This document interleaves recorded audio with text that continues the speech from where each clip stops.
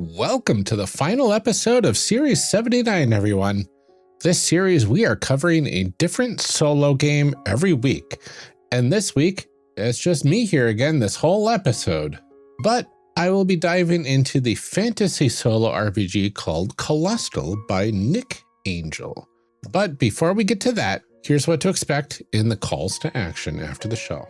There is a lot going on with other shows over on the One Shot Network, so I will have a quick rundown of some of the other exciting projects that are releasing currently that I may have a part in.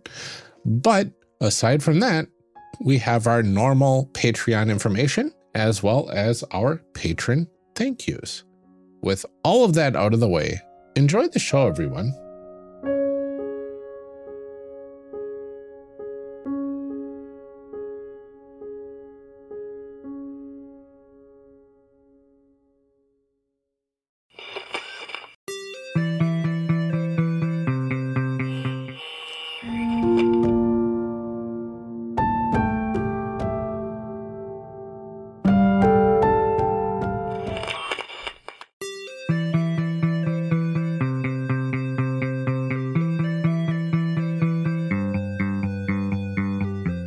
Welcome to Character Creation Cast, a show where we discuss and create characters, the best part of role-playing games, with guests using their favorite systems. I'm one of your hosts, Ryan, and this series we are continuing to do things a bit different, as we will be covering a different solo game every week this month, and this is the final game of this month's series. This game is a solo fantasy RPG that takes place in a world-sized castle called Colostle by Nich Angell. Let's go ahead and get into this, and we will start by discussing what this game is all about. What's in a game? All right, so what are the core concepts of Colostle? The core concept of the game is it's a solo role-playing adventure where players can create and guide their character through this vast and mysterious world called Colostle. It's a castle of colossal. It's a castle that is so colossal that fields, valleys, mountains, and even oceans rest within its rooms. Players use a deck of standard playing cards to determine encounters, events, and combat outcomes, and they document the character's journey in a personal journal. So what sort of setting do we play in Colostle? It is quite an extraordinary setting. It's an impossibly massive castle known as the Colostle. The interior of this castle is so vast that it contains entire landscapes, including mountains, valleys, towns, cities, and even oceans. And the ceilings are so high that they are shrouded in mist, which creates an expansive sky-like environment. The castle features elements you would expect in a normal-sized castle, such as staircases, windows, doorways, balconies, towering statues, burning braziers, pillars, and long corridors, and the like. And the world is filled with various threats, including strange animals, beasts, and the greatest danger of all, rooks, which are huge hulking stone automatons. The setting is designed to be vast and mysterious, and it encourages exploration and discovery. It's probably the biggest selling point of this game is the weird and huge and mysterious world that you get to play in. So what sort of tools do we need to be able to play a game of Colostle? So obviously we need, if you're doing this through pen and paper, you need a pen or a pencil and a notebook or a sketchbook to keep your journal. You could probably do all of that on a computer if you would like. You also need a standard deck of playing cards and the character sheet, effectively, as well as the book. I'm sure that goes without saying. They also do have expansions and stuff that you can get as well. We'll get into that a little bit more when we get to the history of the game. So the standard deck of playing cards, you're going to need that because that's used to dictate what happens to your character during their adventure. So there's no dice in this game. They use the playing cards instead of dice. The gameplay is then divided into two main phases, the exploration phase and the combat phase. And during the exploration phase, you draw a number of cards equal to your character's exploration score, and then you check those drawn cards against tables in the book to determine what your character discovers. And then you use the prompts from the cards to basically write the journal entry and describe the adventure and the discoveries. During combat, when you encounter an opponent, you draw a number of cards equal to the opponent's combat score, and then that determines their attacks. And then you draw cards equal to your combat score to determine your counterattacks. And then you'll compare the numbers on the cards to resolve the combat, with higher numbers winning the round. So it's a pretty simple combat from what I'm seeing there. And the suits and numbers on the cards provide specific prompts and outcomes at times as well, which adds structure and randomness to the game. And that allows you to interpret and expand on the results in your journal. A lot of room for creativity in this. So what kind of stories and themes is this game meant to explore? So Colostle is designed to explore themes of adventure, discovery, personal growth, and that sort of stuff within this fantastic and mysterious world. The game encourages players to get into stories of exploration and discovery. There's a lot of varied and vast landscapes within the Colostle or the Colossal Castle, including mountains, valleys, cities, and oceans. There's a lot of strange creatures to encounter, ancient ruins, hidden secrets, that sort of stuff. It's also about a personal journey. So your character's kind of going alone on this, and you're going to be developing your character's backstory. Their motivations might change. They're going to have personal quests to undergo. And you're going to grow as a character and change as your character faces challenges and uncovers new aspects of themselves. Of course, there's combat and survival. Kind of goes without mention when there's a combat stat. But the big thing is you're fighting towards battles with basically formidable rooks, stone automatons that patrol the world, the boss fights, so to speak. And then you can survive encounters with the other threats, such as wild animals, dangerous people, and environmental hazards, and you get cool stuff from that. There's, of course, a lot of mystery and magic in this world. So you're going to be investigating kind of like the mysterious nature of the Colossal and its magical elements, such as the rook stones and the rooks themselves. And you'll discover and harness magical abilities and ancient technologies, which is fun. And it's also a game about community and relationships. So there are other characters in this world. You get to interact with those other characters. Both of them, they can both be friendly or hostile. And you're going to build relationships that impact your journey. And you can help or hinder other adventurers, villages, and city dwellers that you meet along the way. So the choice is kind of yours. So it's that epic fantasy adventure type game with some introspection thrown in, which is really interesting. So we talked a little bit about it there, but what do characters do in this game? So you're trying to drive that personal story and adventure for your character. So exploration is a huge part of that.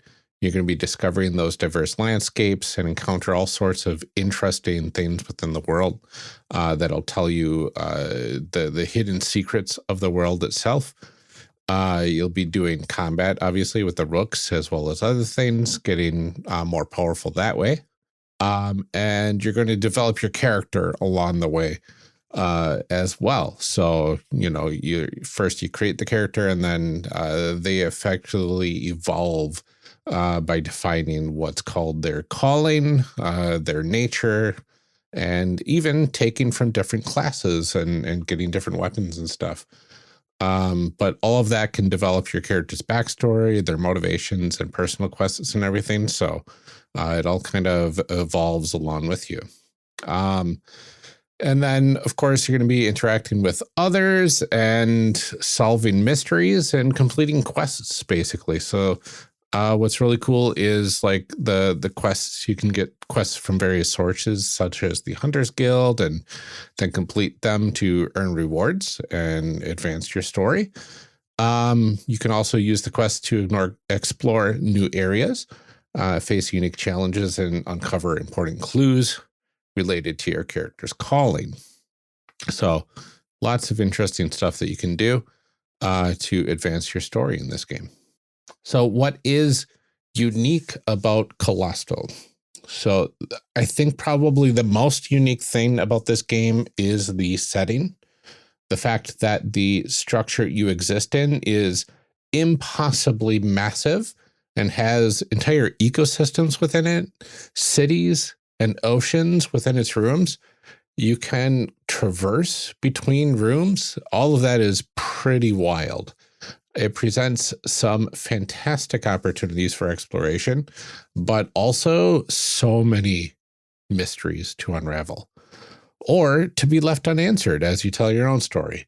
There is a lot, like nobody gets out of the Colostle. Nobody knows what's on the outside of it, or if there even is an outside of it. Why does this exist in the first place? Who built it? What built it? That sort of stuff would be really interesting to dive into in this game.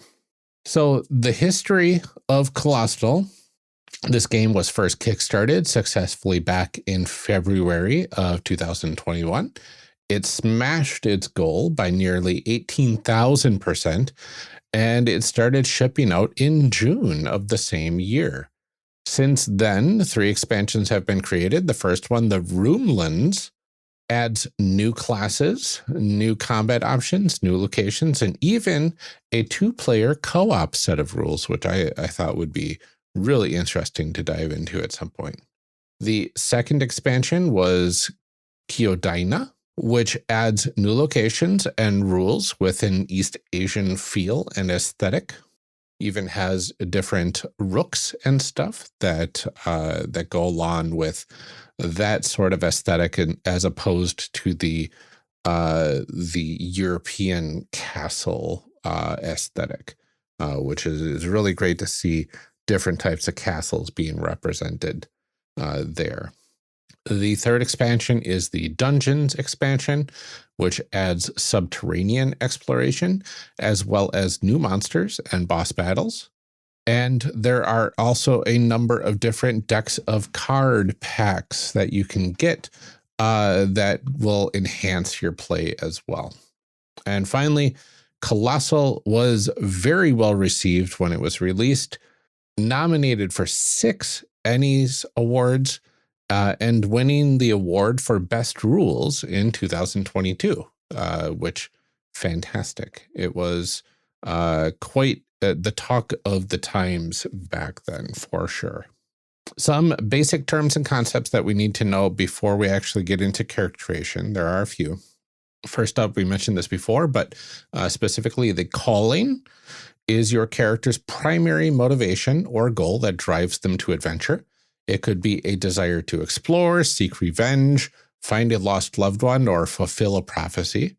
The calling influences your character's decisions and actions throughout the game, and that I think it can evolve throughout the game as well, which is interesting.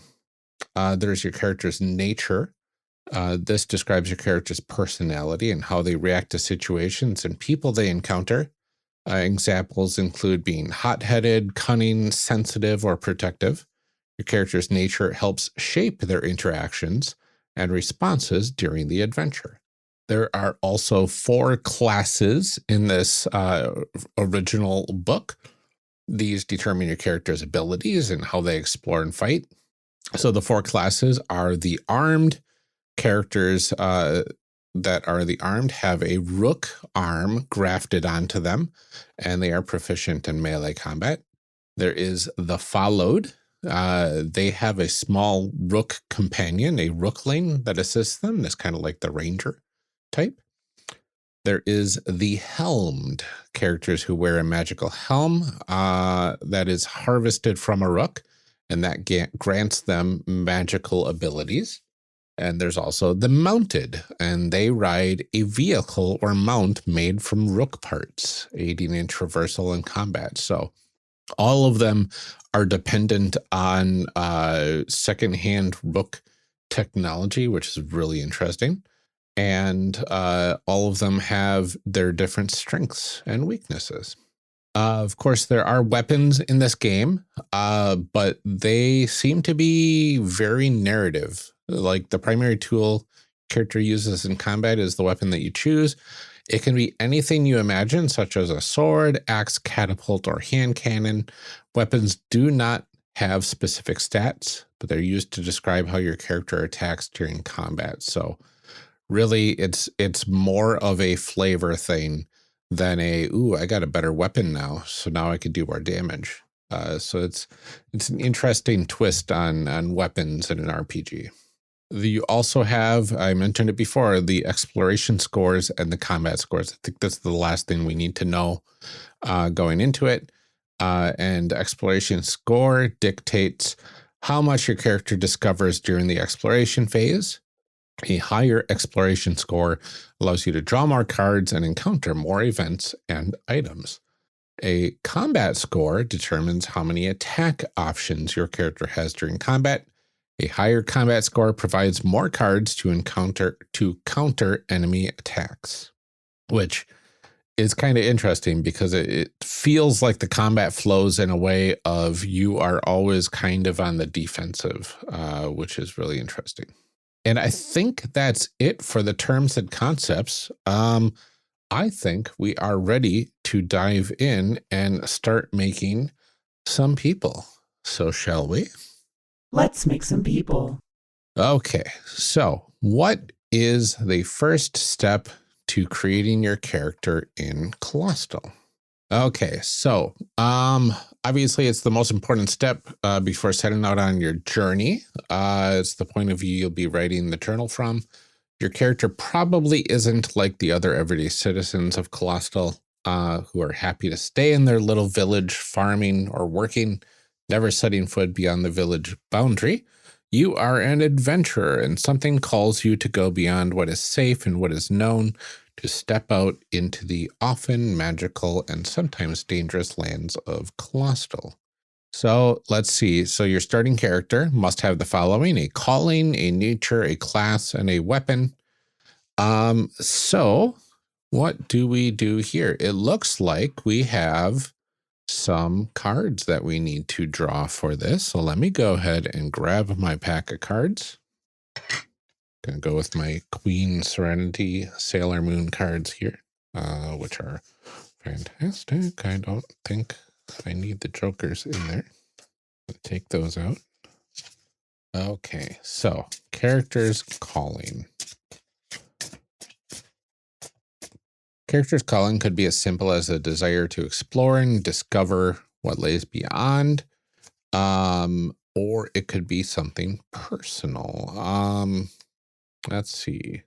So they do have a table that you can pull a card on and get a random calling. You can also read the whole table to see what sorts of callings are available at default and kind of make up your own if you want.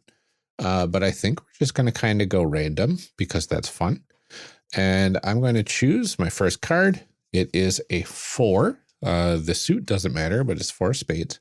And so my character's calling. You have a vision as you sleep one night, far across the lands, in a room that looks nothing like the room your village resides in, is a tower.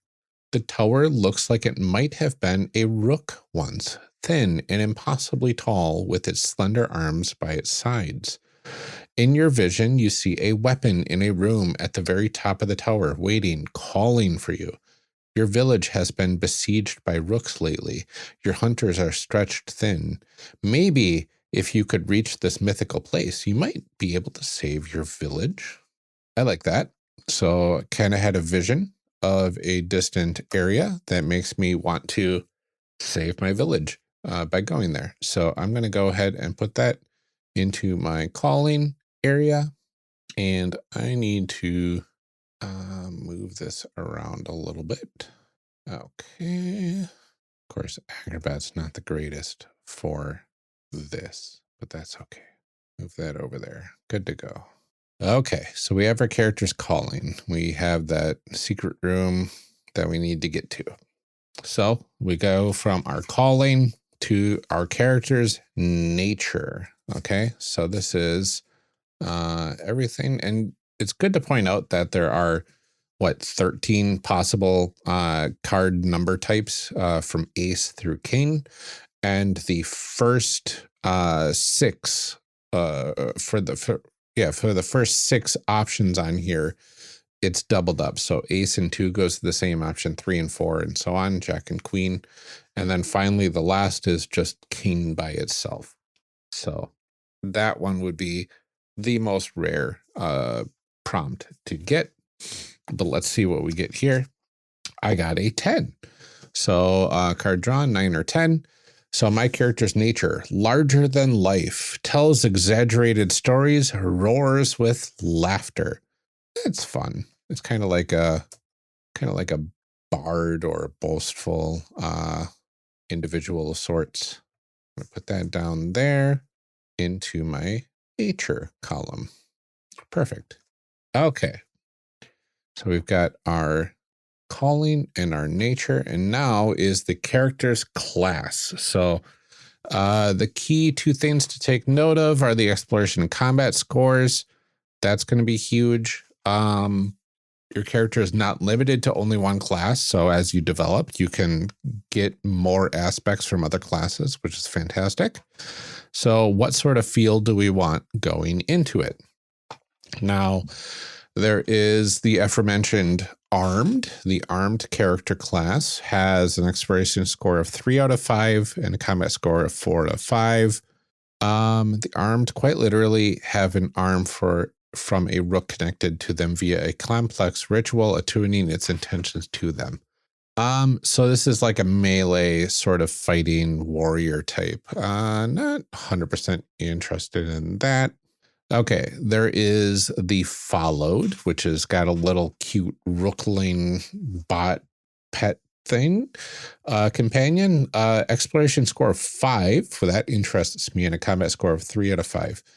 So the followed have a small rook companion, like a pet or familiar that follows them in their commands. These rooklings are found in the cores of larger rooks, as yet it is not known why.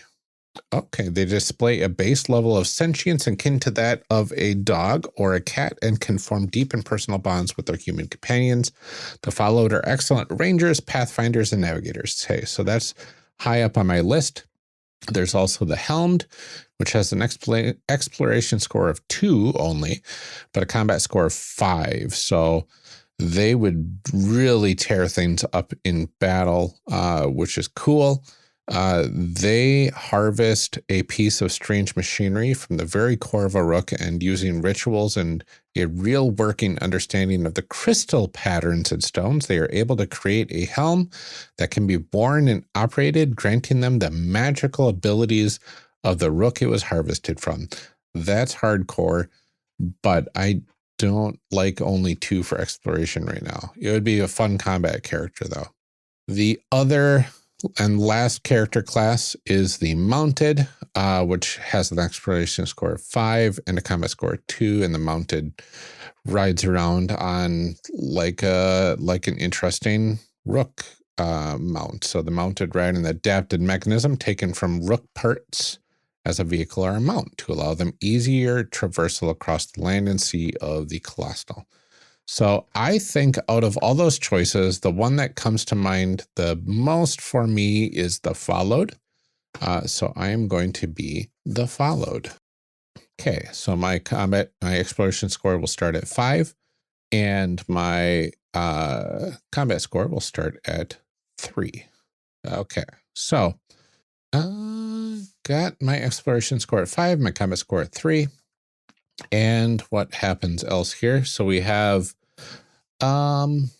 character traits. The followed are usually very capable explorers, proficient in tracking, survival, and navigation, and combined with the Rookling companions, who often have a sense of direction and knowledge about the world, they are more equipped than most to navigate the lands of Colostle.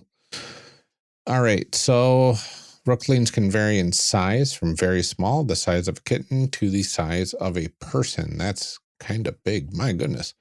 A Rookling will have the body and magical characteristics of the large rook it was harvested from. And to create your first Rookling, head to the Creating Your Opponent Rooks section in the combat rules. Either choose the body and magical characteristics or draw cards to create them randomly. I think I want to do things randomly. So let's find that Creating Your Opponent Rooks here. 1 second. It's on page 52. Okay, so let's see. Rooks are a little bit more complicated to create. Okay. First, you must draw 1 card and consult the tables below to establish the rook's magic type and body type. Okay, so let's draw a card. So it's suit and number make sense. So the suit I drew was a diamond. So this magic type is ice. So it's going to have an ice type. And the number I drew was an ace. So it was 1. So it's an attacking type. This rook is highly offensive, coming in close and fast with damaging melee attacks or long range weapon attacks. Interesting. So the body type dictates the shape and the look of the rook, the kind of attack it will be using, and if it does a physical attack, see fighting, and also the kind of arm you would get as a reward. So that's for the main rooks or so. Okay, so now we need to draw a second card to figure out what type of weapon the rook has. So I drew a 10, and a 7 through king is melee attacks. So my rook is an ice magic based melee attacking rook. Let's see. Technically, it has spade as well. So like this would have rewarded me with a helm, apparently, if I defeated it. The main rook, at least. So the different types of magic don't matter. They're just flavor, just like your weapons. So really, the ice type magic is just flavorful of how this works. And I'm wondering if my rook, I like the thought of it having kind of these retractable ice blades that are like energy blades, but like ice instead, which would be kind of cool. So it gets up close, it extends these blades out of its back, and I think it walks on like 4 tripod or four like legs or so that stick out and kind of move around with like different joints and stuff. And gosh, I'm really picturing the robot from the Zelda Age of Calamity game for Hyrule Warriors, the Hyrule Warriors Age of Calamity. There is a robot little guy in that game. That's kind of what I'm picturing here, but instead of having energy blades shooting out of it and using it like that, it is ice blades, which would be kind of cool. Okay, so that's kind of the look of my little buddy. Let me put that in here. Okay, ice blades, melee attacks, just a little guy. Okay, that's probably good enough for a description. Okay, so we get back up to our class of the followed. Let's see. No 2 rooklings look alike. They look just like the rooks. We went through that already. The only consistent characteristic across all of them, they are made of stone, seem to feature castle elements, but on a much smaller scale, such as doors, windows, crenellations, tiny balconies, etc. Some even have drawbridges. That's cool. Tiny gardens on some of them. That's fun. So there's a lot of potential creativity that you can have for your rookling here, for sure. Fighting with rooklings involves fighting in a partnership with your companion. Your character will have a weapon in their hands, but when you do an unarmed or magic attack, this might be a moment where you command your rookling to fight and or use its magic. Maybe it has ice powers, which mine does, or the ability to roll into a ball and smash into its opponents. Maybe it can climb inside an enemy rook and do damage from within, or maybe it can throw you high in the air to bring a weapon down and attack the enemy. So you're only limited by your imagination on how cool your interactions are when fighting. And when fighting with your rookling companion, think about what it is about your partnership that makes you skilled rook hunters. Maybe you even have some special moves that you can do together to a convenient combination of specialties. So I like that. I like how it's all very nebulous and completely up to your imagination at that point. So the next part is you have to look at the prompts that it has here and use some of them to inform your character and why they are heading out in search of adventure. So we know we have rook attacks already happening more frequently on the village, and my character had a vision. How my character got this little rookling? Well, I mean, we got a lot of rook attacks, and we got all these hunters, and maybe I was able to assist with fighting one of the rooks right away, and got a little rookling buddy out of it. I think that sounds fun. But let's see, does your village or clan hate the rooks? And did you have to keep your band with a rookling secret?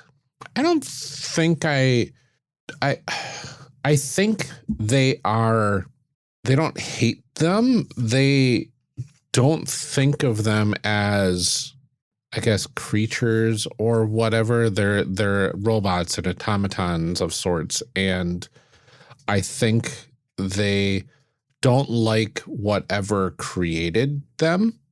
I don't think they blame the rooks for doing what they're doing, though. So I think it's probably more akin to like a major annoyance and, desperation than anything. I don't think I had to keep my bond with the rookling secret because I think it feels like if they're going to be attacking us, we need to use whatever we can to fight back, which makes sense. Is your rookling the core of a rook that killed someone close to your character? That's interesting. I'm going to say, yeah, because that makes things a little complicated, right? Maybe I had a partner in fighting these things to defend the village, and maybe we got separated from the other group, and this rook took out my friend, at the very least a friend that and right after that is when I was able to land the final blow, but it was too late. And from that sadness of losing my companion, that's when I found the rookling. Is your bond with your rookling a reluctant one? Does it follow, but you wish it didn't? No, I don't think so. It almost feels like my rookling had effectively chose me to comfort me, so to speak. Like it knew I just lost this good friend of mine, and it saw my pain, and maybe this rookling was thinking, if I stay with this person, help them out, maybe then they will be less sad. I don't know. It feels like the rooklings have a separate consciousness from the rooks that are a part of them, or that they're a part of. I don't think the I think these pet rookling type things are more, innocent and dog-like. They're kind of like, the pets that are living inside these rooklings or these rooks, and you're taking care of them afterwards. I don't think it's a reluctant bond at all. I think my character probably took to them shortly after, thinking that, what if this rookling is like my friend reincarnated or something, who knows? Does your rookling have something special about it? A strange crest or a hand that looks like a key? Oh, I think it has a, okay. Yeah. So if you were to look inside of the rookling's like eye, which is like a window of a tower effectively, right? So it's like a mini tower window. If you look inside of the eye, it opens into a chamber, and then that chamber looks exactly like the one that I had in my vision.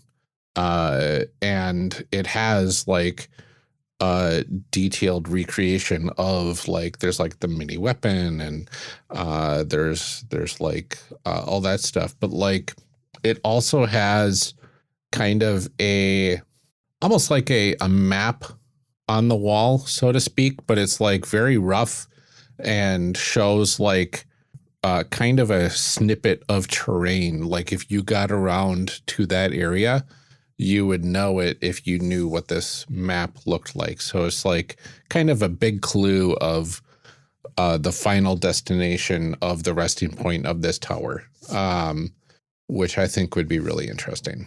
Okay, and then the last one here says, think about your rookling's shape, abilities, and how it would fight in combat. And with these things, consider it will make it easier to come up with strategies in battle. So yeah, so it's about waist height, maybe a little taller than that. It can get bigger if it like extends its legs fully out and gets kind of shoulder height at that point. But it's kind of round-ish stone, of course. The head is kind of like a tower shape with the eye slits on the front side of the tower, and it has like areas in the back of the tower that open up, and out comes mechanical arms that have these magic ice blades on them. And the rook also, or the rookling also has, I'd say, the ability to like turn those blades on and off. So like, it can use the arms to manipulate stuff as well. So it can like maybe carry me away if needed, or like throw me a little bit if needed.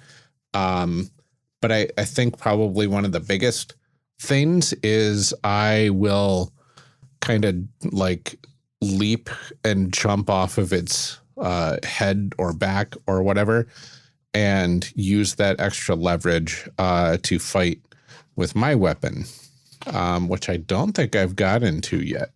Let's see what is next on that list there. Okay, so we've got the calling and the nature and the class. And finally, you have a weapon, and this can be anything you imagine, and it's completely up to you. In the combat system, weapons don't have any sort of stat that governs their power. They are simply one of the ways you can attack. And when the game tells you that you do a weapon attack, this is your opportunity to describe how your awesome weapon does its damage. You could have a sword, an axe, a catapult, nunchucks, a spiked mace, or even a hand cannon. Just try to keep the technology level to roughly medieval. Okay, so what does my character use for a weapon? My first thought was a staff, like a bow staff of sorts or something quarterstaff, maybe. Maybe something longer, like a bow staff, would be interesting. Something sturdy, and cool looking to use. So maybe she can, I guess I decided my character's, she, her pronouns. Maybe she can launch herself, with the staff as well, and then, come and thwack things over the head with it or something. Maybe that's one of her special moves. That sounds pretty cool. Trying to think of what else sounds interesting that would be fighting this sort of stuff. I think she does like not having to be super close to the enemies, give a little bit of distance there. And I think she works with her rookling in order to, keep the rookling between her and her enemies in a lot of ways, to keep herself more safe. Yeah, so she's got a bow staff. Why not? Okay, that's it for the character, aside from a name. I do not see a random table in here for names, I don't believe. So let me figure out a name for this character. Okay, so I think this character's name is going to be, let's see, generate random names here. It's entirely seen names that I want. Kind of avoiding names that I've already used plenty of times. So I think I'm gonna go with, sure, Emeryn. Emeryn. Emeryn is my character's name, and she, her pronouns. Why not? And let's see the look of Emeryn. Okay. So it sounds like this is just something that I can make up, but I believe my character doesn't exactly wear armor. She wears kind of loose traveler's clothes, simple and plain. She has comfortable traveling boots, as well as a backpack for carrying her supplies. Okay, that sounds fine. Let's see. I was kind of picturing brown hair.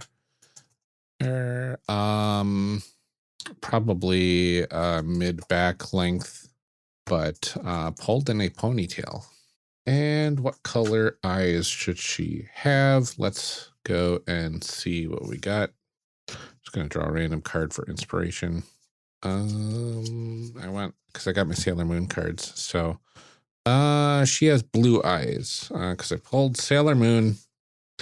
Sailor Moon has blue eyes. They all have different color eyes, so that could have been any number of colors. Blue eyes. I probably could have done that for her hair too, but whatever. That's fine. Brown hair is fine. Yeah, I would have gotten brown anyway. I had drawn Sailor Jupiter, also in a ponytail. Okay, so sure, that's fine. I think that is Emeryn. So one of the other things about this is you get to create different areas as you get into them. So I thought it would be really interesting if we could just flesh out a city of Colostle as well. So that'll kind of show this off a little bit. So city building prompts, there's quite a few of those. Cities always start with 4 elements. These are elements that all cities have. Search through your card deck and find a 10, Jack, Queen, and King in any suit and color, and these correspond to the amenities below. So there's a King for the Hunter's Guild, a Queen for the Tavern, a jack for the merchant, and a 10 for the housing district. Let's see. So building the city, this is interesting. So it involves drawing a number of cards, laying them out in front of you, and the cards must all touch one another on at least one side. So there can be no areas of the city that float separately. The shape can be completely up to you. It could be a perfect square, an L shape, or just a completely random layout. And each of these cards represent an amenity or district of the city. Where they are placed will allow you to draw the map of your city, which is really interesting. So we start with a jack. First jack is Jack of Hearts. First 10 is a 10 of Hearts. First king is a king of spades. And first queen is also a queen of spades. So I think I'm just going to kind of make a T shape, I guess, with the jack on the far left. The jack represents the merchant guild. The 10 represents the housing district. So the housing district's in the middle of the city. And the king is the hunters guild, and the queen is the tavern. So the hunters guild is on kind of the top of the T, and the hunters are the merchant. No, the tavern is on the bottom of the T. It's kind of a sideways T there. So now going to draw a number of cards to dictate the rest of your city. If you draw another jack, queen, or king, put it at the bottom of the deck or draw another card. City has 8 cards total in size. So though you can tweak this number if you want larger ones. So you draw 4 more cards from the deck and check them against the table. So first drew a king, so I'm going to get rid of that. 6 of hearts. Queen, get rid of that. Other queen. Wow, 2 queens in a row. Okay. 7 of diamonds. Jack goes to the bottom. Ace of clubs. And a 6 of diamonds. So quite an array there. That's interesting. Let's see what we got now. So city building prompts. We have a 6 of hearts. It looks like I just need the number for this here.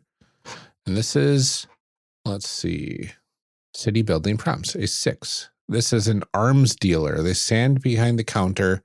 A great number of small arms coming out of their back like a stone spider. The arms dealer can find a new arm for you and help you with the ritual of attunement. So you can sell treasures there. So that's cool. So that I think we'll put near the merchant district on the side there. That makes a lot of sense there. We also have a 7, which is a Rookling Crush. See page 40 for details. A Rookling Crush appears in most cities in the Colostle as a great place for hunters to pick up their first Rookling companion for a quest, or for those who live within the city to secure some cheap labor for their business or family homes. So if I drew a card here to figure out what is available, this can be any card. I drew a jack. So it says the one that magically floats in the air beside you is one I could find here. So that's cool. So the Rookling Crush, I think it's going to be near the Hunters Guild. So I'm going to kind of put that out there. What else do we have here? We've got a ace.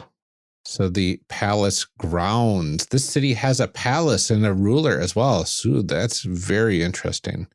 It's likely a place of a sumptuous architecture built only out of the most ornate rook husks. So I think that's going to go between the housing district and, you know what? I'm going to move the tavern over, and the Hunters Guild and tavern, I think it's going to go right at the edge behind the back of the city.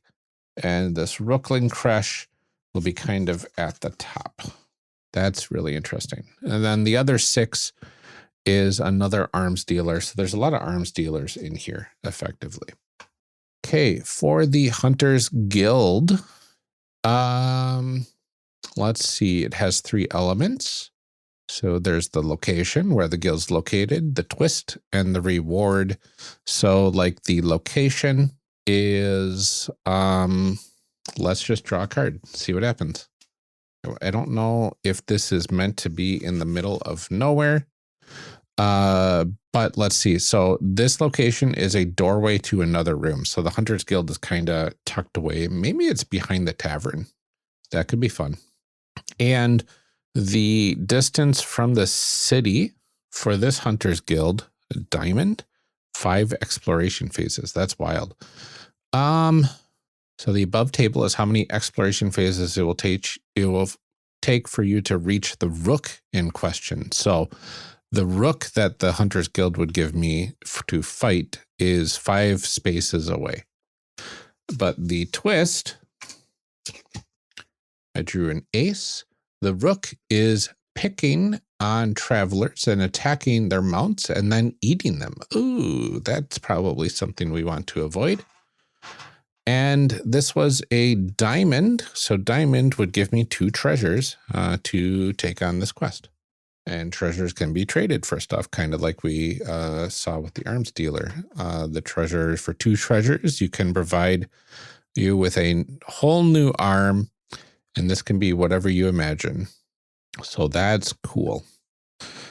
And there is all sorts of other interesting prompts and descriptions here for like you can buy your own house for 20 treasures.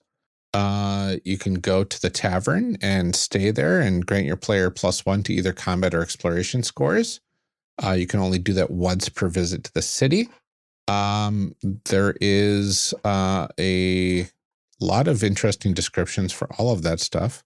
It talks about the merchants, and it has different things that you could have for the merchants there. Like you could get rook gauntlets for any one item, and it kind of goes from there.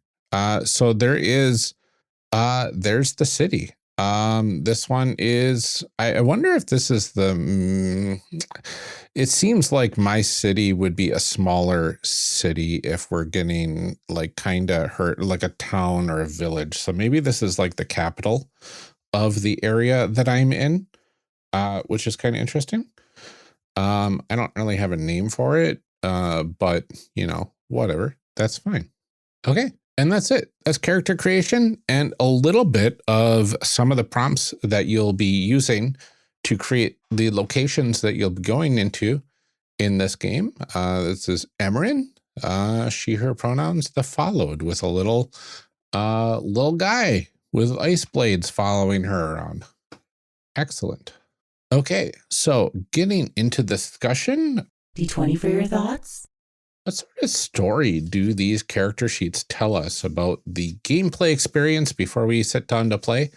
Well, it's pretty straightforward. The character sheets have little depictions of castle iconography as well as runic iconography and whatnot, which is talking a bit about the mystery and the nature of the place that we're going to be exploring.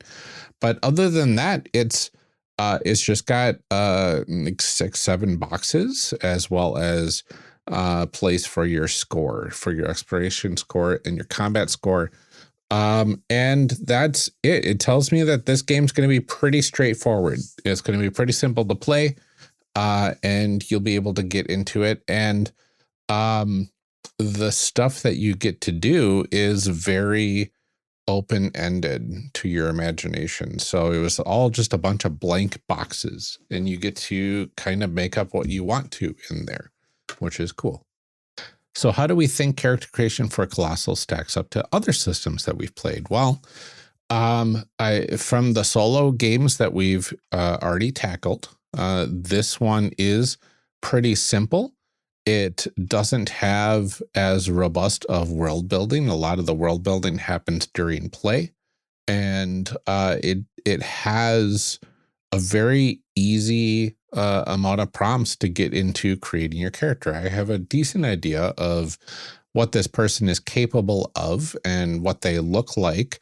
And their personality tells me that they're larger than life and whatnot. So I have a good idea that they're probably a good person with that likes to be kind of the life of the party. So really, I've got a good indication of who this person is. And compared to the other games, I don't I don't think there's anything much to point out aside from, this one has more loose and fast rules than a lot of the other games. So it really kind of showcases how kind of rules light the game is as you're going through character creation for it, as compared to some of the other ones that we've already looked into this series. How would the story play out for this character? Well, I might play this. I think I'll be more drawn to the Iron Sworn sort of gameplay style at first, but I'm very curious how this game would play. But honestly, it feels like my character is going to be on a campaign lawn game of seek and find, trying to find that mysterious location.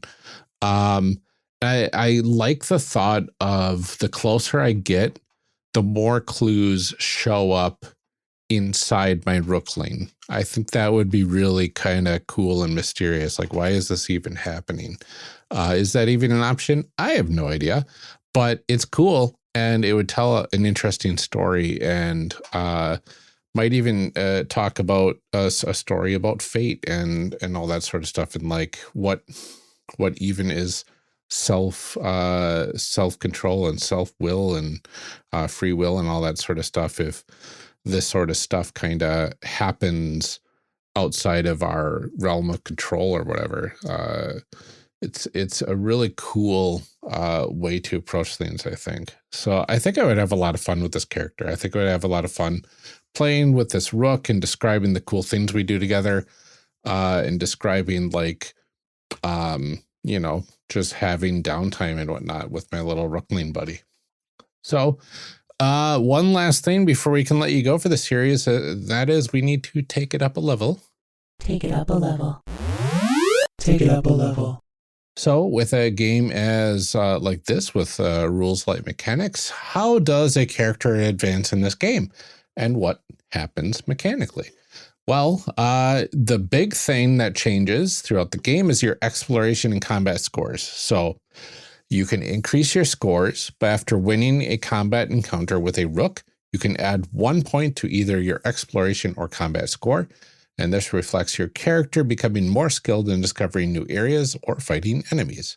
You can also get wounds and score reduction. So if your character takes wounds during combat, you must reduce either your exploration or combat score by 1 point for each wound. And this represents a physical or mental toll of battles on your character. You can also advance by gaining rewards. So if you win in combat against a human, you gain 1 treasure, and you can keep track of your treasures as you might be able to trade with them later on. And then you can trade your treasures and items you find during your adventure to upgrade your equipment or gain new abilities. For example, visiting a weaponsmith in a city, which is kind of what we talked about, will allow you to upgrade your weapon or obtain a new one. So another way your character can advance is character development. You can evolve your calling in nature as you progress through the game. So encounters and events may provide opportunities to further develop these aspects, which adds depth to your character's story. And you can adopt new classes. So as your character explores the world, you may choose to adopt aspects of other classes. So if I fought a rook and got a helmet, maybe I can use that to learn a little bit of magic, and that sounds cool. And there are also special items and treasures. So throughout your journey, you can acquire special items from merchants or as rewards for completing quests. And these items can provide unique advantages and enhance your character's abilities. And then you can use treasures to trade for upgrades, new equipment, and other benefits in cities and settlements. This allows you to continually improve your character's capabilities. And that's Colostle. There is not a ton to the game, and it's pretty straightforward, but with all the expansions that are out there, you got a lot of opportunity to play in this really interesting world and explore it and go through some really interesting prompts. And just through character creation alone, we kind of did a bit of journaling there to begin with, which was really fun. So thank you so much, everyone, for joining me for the last of our solo RPG series of episodes for Colostle. I really hope you enjoyed the format of this series. It's unfortunate that Amelia was not able to join us for it, but she is deep in a lot of work for doing her Ennies judging, as well as just general life being life and everything. It's been extraordinarily busy for all of us, and I hope she had some good time to take a break for the month of January from the show to recover and recuperate and catch up on things. We'll see what happens for February. I don't know exactly what's going to happen going forward for that, but stay tuned, everyone. And thank you, as always, for listening. We will see you in the outro call to action section if you're listening on the public feed. And after that, we'll see you next time. Call to action. Yeah, like that. I really enjoyed the character creation in this one. It's a lot more loose and kind of malleable towards your own imagination. But that kind of feels like what the whole game is about, which is really cool. I do want to try this one out at least once. I think it'll be a fun game. I've been intrigued by the mystery of the world for a long time, so maybe it'll get me hooked going on my first little adventure with Emerin. But yeah, I did enjoy this, maybe even enough to pick up some of the expansions. I only have the PDF because it's like £8 because you have to buy it through the website.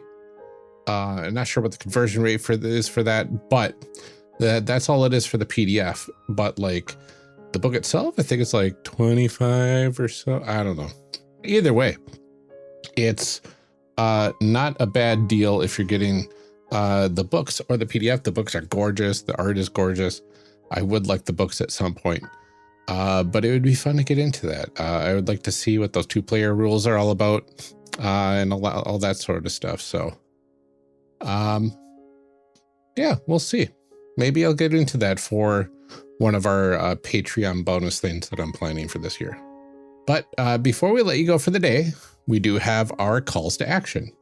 And mentioned before, first up, the One Shot Network is busy cranking out some amazing content lately, and I happen to be the editor for a lot of it, which is very exciting. First up, the very not family-friendly show of Adventure Capitalists is past the middle of its first season of competition. This is a show where 2 teams are pitted against each other to find out who can make the most in-game money in order to win real-world money. It's incredibly weird, but fully sound designed and remarkable. I've also taken over a lot of the main episode edits for campaign Skyjacks. Allie, the previous editor, she has taken over some of the episodes, but most of the Dear Uhuru slots, the stuff at the end of the episode. So we kind of are an editing team at this point, which has been a lot of fun. Hope you enjoy the sound design touches for the later episodes of Skyjacks. If you haven't been getting into that show, highly recommend it. It's fantastic. This is alongside the bi-weekly releases of Starwhal, which is a brand new show to the public that is a bit over a year behind the episodes being released on the Patreon. That one is fantastic if you haven't heard about that. It is a show about an apartment complex that turned out to be a spaceship, and they travel between dimensions, and the limits is their imagination. It's fantastic. It uses the same system Skyjacks is currently using, and it works so well. And finally, Skyjoust is nearing its final arc There's a few episodes left of the current arc, and then on to the final matches. This is an exciting sports anime style RPG, and it's a lot of fun rooting for your favorite teams. All of these and more can be found at oneshotpodcast.com or wherever you get your podcasts. Next, if you haven't checked out the Patreon or the Discord yet, now is a great time to do so. We have over 19 stickers. We'll have more after this month once I can get a hold of Amelia to work those out.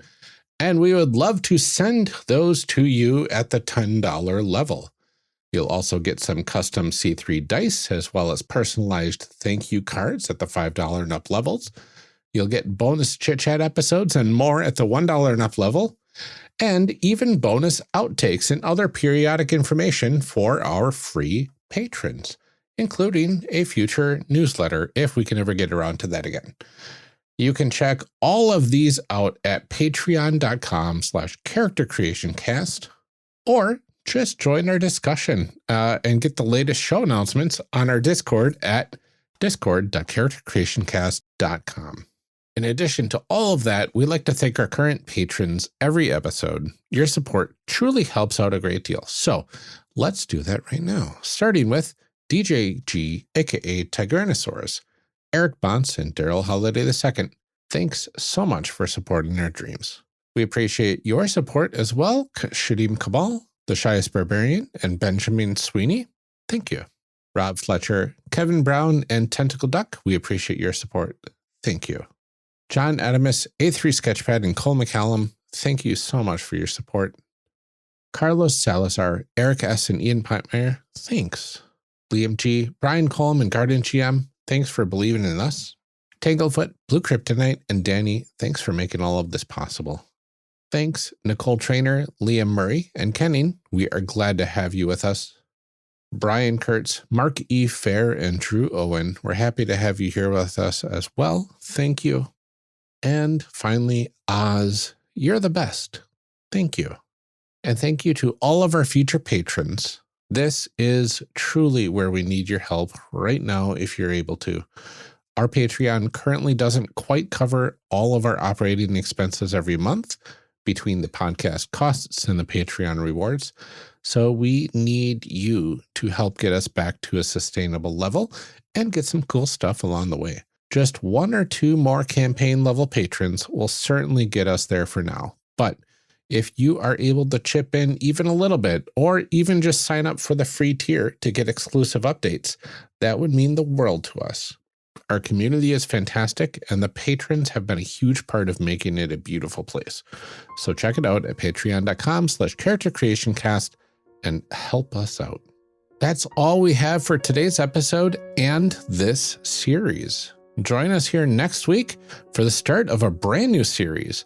Likely it will be themed around romance, just in time for Valentine's Day.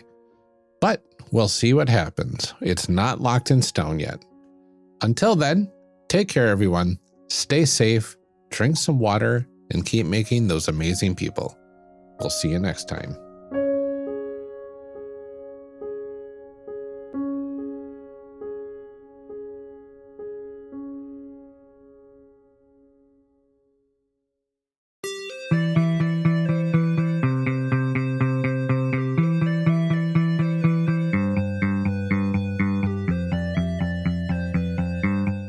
Character Creation Cast is a production of the One Shot Podcast Network and can be found online at www.charactercreationcast.com. Head to the website to get more information on our hosts, this show, and even our press kit. Character Creation Cast can also be found on Twitter and Blue Sky at CreationCast, or on our Discord server at discord.charactercreationcast.com. I'm one of your hosts, Ryan Boelter, and I can be found on Twitter and Blue Sky at Lord Neptune or online at lordneptune.com. Our other host, Amelia Antrim, can be found on Twitter and Blue Sky at Ginger Reckoning. Music for this episode is used with a Creative Commons license or with permission from the podcast they originated from. Further information can be found within the show notes. Our main theme music is Hero Remix by Steve Combs and is used with a Creative Commons license. This podcast is owned by us under Creative Commons. This episode was edited by Ryan Boelter. Further information for the game systems used and today's guests can also be found in the show notes. If you'd like to support our show, find us on Patreon. Get access to bonus episodes, exclusive merch, and much more at patreon.com/charactercreationcast. Thanks for joining us. And remember, we find that the best part of any role-playing game is character creation. So go out there and create some amazing people. We'll see you next time.